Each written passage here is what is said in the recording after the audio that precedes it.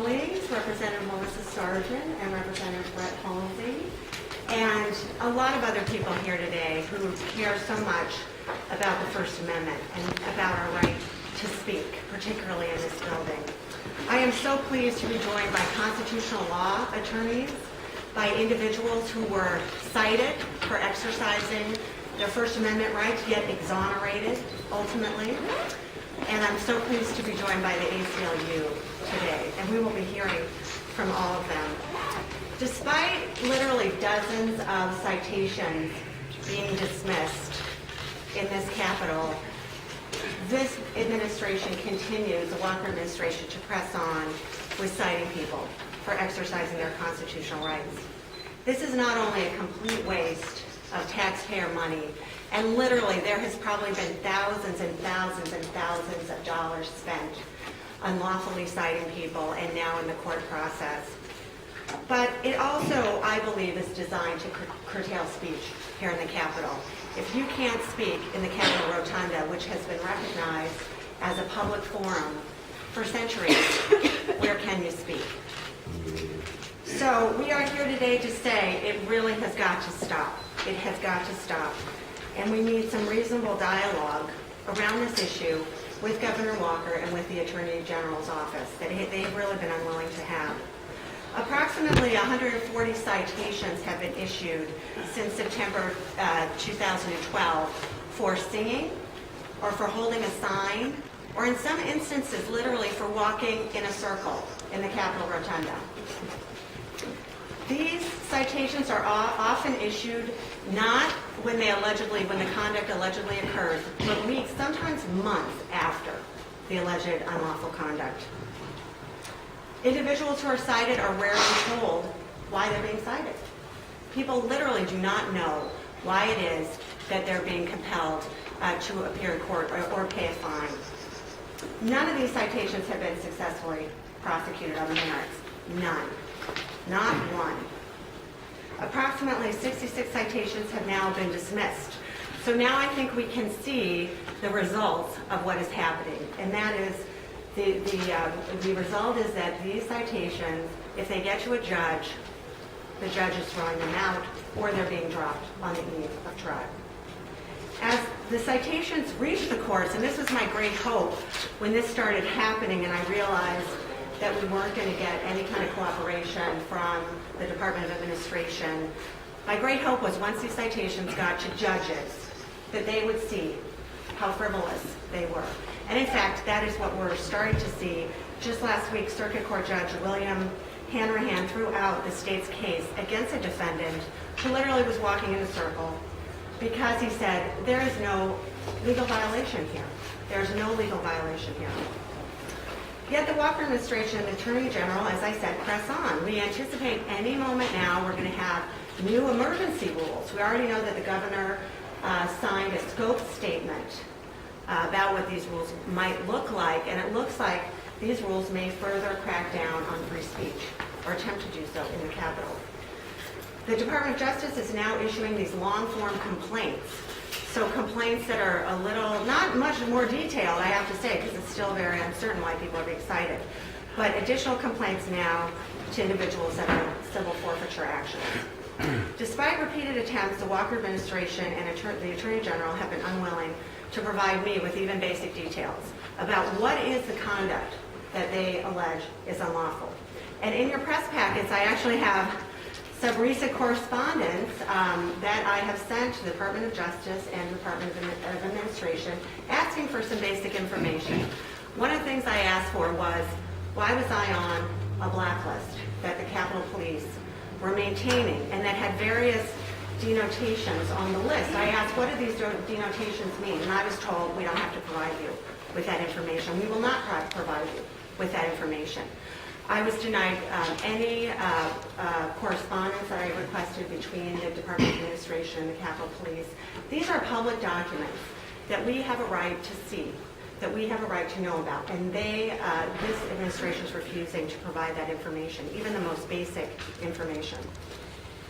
And that, I think, is really, really disturbing. You know, we live here in a democracy And we expect our government to be open, transparent, and fair. And we certainly expect our government to be mindful and be respectful of our most basic rights. And that's what I'm so alarmed with that isn't happening in this case. So the tactics by the Walker administration have got to stop. I'm here to once again ask that they stop and ask for some real reasonable dialogue around these issues. So with that, I wanted to introduce our first speaker, Bob Jambois, who has represented a lot of the individuals who have been cited by the Capitol Police. I thought I'd tell you a little bit about myself before I tell you about what I have been doing, because I think that in the hinterlands of Wisconsin, there's this perception that the people that are protesting the Capitol, they don't need to worry about them because there are these rabble-rousers or troublemakers. Historically, I've been a law and order kind of guy. I was the Kenosha County District Attorney for almost 17 years, the longest-serving DA in the history of Kenosha County. Before that, I'd been an assistant city attorney. I came to Madison to serve as general counsel for the Wisconsin Department of Transportation, and even while there, I prosecuted a murder case. So I've ordinarily, in the prosecution of citizens, I've been on the side prosecuting, not on the side defending. And politically, I would put myself quite a bit right of center, at least here in Dane County. I'm right in the center in Dane County. I might have been left of center anywhere else, but in Dane County, I'm right of center. I'm a pretty conservative kind of a guy. So what am I doing representing these rabble-rousers, the people that participate occasionally in the solidarity sing-along? And I'll tell you, as a person who thinks the government should keep its cotton-picking nose out of my business, I am concerned about how this government has turned upon citizens. The people that I'm representing are not criminals. They're not people who engage in criminal behavior. They're ordinary, law-abiding citizens who happen to disagree with some of the things that some people in government are doing right now. And they come to this building and to give voice to their opposition. And I would encourage all of you to read, once again, the First Amendment, which I think is a clarion call of freedom. It is really the cornerstone of our democracy. And so when my clients are being arrested for holding a sign in the Capitol Rotunda, the rotunda which was designed to facilitate the voice of our democracy, when they're arrested for holding a sign that says, initially I think it said solidarity, and that sign was taken away from him. So then he held up another sign that said shame, the single word shame. And the officers arrested him for holding that sign. Blind to the irony of arresting a citizen for holding a sign, dragging them away in handcuffs, and referring the matter to the district attorney's office for criminal prosecution. Now that's what's taking place in this Capitol building right now.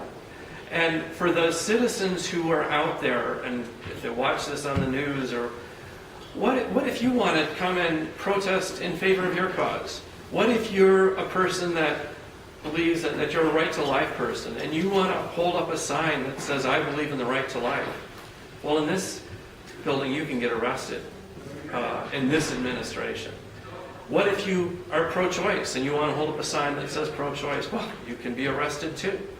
It doesn't really matter if you're holding up an 11-inch by 17-inch sign in the Capitol Rotunda. The police force here will feel justified in arresting you and taking you away in handcuffs. Now that's not consistent with the theory underlying the construction of this building. And another reason that I'm here, I mean, my great-great-great-great-grandfather on my father's side of the family settled in Wisconsin in 1832. On my mother's side of the family, they came here in 1856. So my forebears paid the taxes to put up this building. And at the time this building was designed, that rotunda was designed to reflect, to be a place for the people to give voice to their position on the issues. And that right is being taken away. That right is the victim of a frontal assault by this government. Now, I'm not going to talk about the cases that are pending because, we'll argue those in a courtroom. We'll argue those in front of a judge, and a judge will make those decisions, or a jury, if we get a chance to have these cases in front of a jury. But really, my clients should not have to have a lawyer defending their rights in a courtroom. Their rights should be defended right here in the Capitol Rotunda. The Capitol Police are obligated. One of their missions is to protect the constitutional rights of the citizens who come into this building. And so I call upon them to start living up to that obligation, to start protecting the rights of the citizens.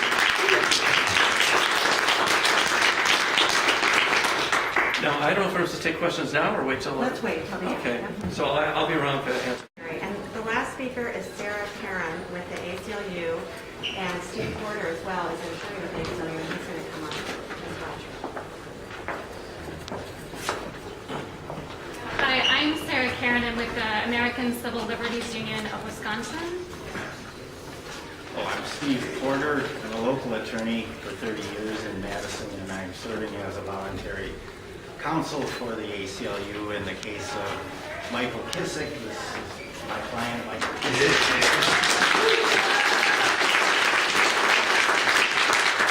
Against Michael Hibsch, Secretary of the DOA, and Chief Irwin of the Capitol Police.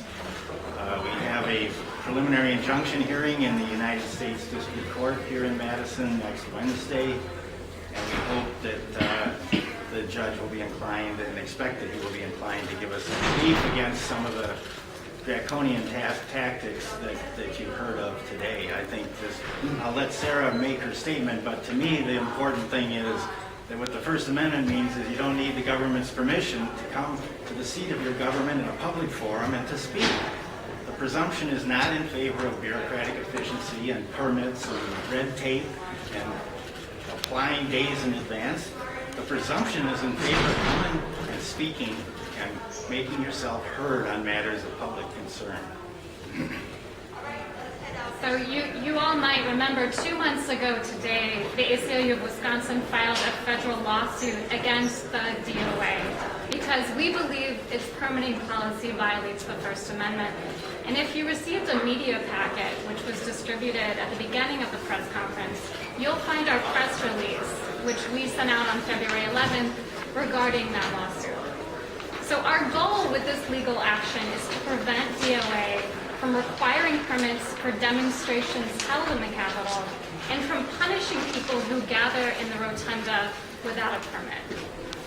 This policy, which I'm sure you all know, requires groups as small as four people to apply for a permit, creates a chilling effect on free speech in the Capitol. The rotunda is a public space, and it's historically been devoted to public debate of issues important to the people of Wisconsin. Now, our client, Professor Michael Kissick, who is right here, he participated in demonstrations in the rotunda until September 2012, when Capitol Police began arresting and citing protesters who didn't have a permit. And since then, Professor Kissick has refrained from exercising his free speech rights and First Amendment rights in the Capitol for fear of being ticketed and arrested, which would threaten his job security. In the past 7 months, Capitol Police have issued more than 140 citations, as you previously heard, to people singing and holding signs, balloons, t-shirts, walking in a circle. And to date, not one citation has been successfully prosecuted on its merits. Clearly, this policy is a waste of time and resources, and forcing very small groups to apply for a permit is completely unnecessary, since the recent protests in the Capitol, including the very well-known Solidarity Sing-Along group, have been largely peaceful and non-disruptive. What's perhaps most troubling, though, is that this permitting scheme burdens core political speech, which should receive the highest degree of First Amendment protection.